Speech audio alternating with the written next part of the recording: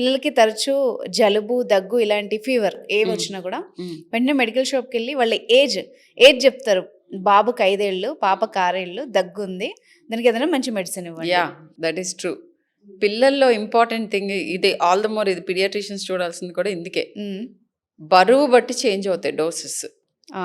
Milligram per kilo అని per dose అని చెప్పి కాలిక్యులేట్ చేసి ఇస్తాం. ఇప్పుడు వీళ్ళు సొంతంగా ఇలా ఏసేసుకుంటే ఏమవుతది? అది డేంజరస్. సైడ్ ఎఫెక్ట్స్ వస్తాయి ఆ! కొన్నిసార్లు. హ్మ్.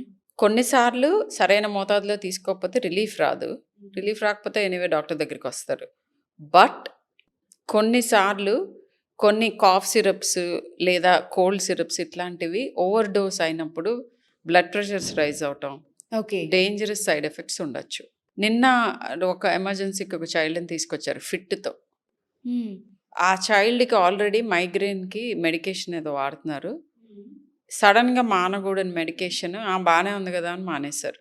సొంతంగా. డ్రగ్ విత్‌డ్రావల్ తోటి ఫిట్ వచ్చారు. ఓహ్! సో, ఇట్లా డాక్టర్ పర్యవేక్షణలో ఉండాల్సిందే. అండ్ బ్రెయిన్ కంప్లీట్‌గా డెవలప్ అయ్యి అడల్ట్ బ్రెయిన్ అవ్వటానికి చాలా మందికి తెలియని విషయం 25 ఏళ్ళు పడుతుంది.